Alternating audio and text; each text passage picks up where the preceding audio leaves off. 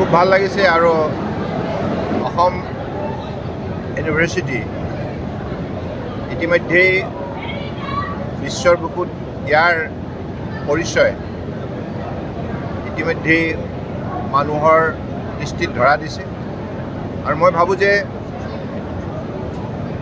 আসাম ইউনিভাৰ্চিটিৰ ষ্টুডেণ্টবিলাকে বৰ্তমানলৈকে যিখিনি তেখেতসকলৰ কষ্ট আৰু তেখেতসকলৰ নিষ্ঠা ইয়াৰ ফলত বহুত সফলতা আজি বুটলিবলৈ সক্ষম হৈছে।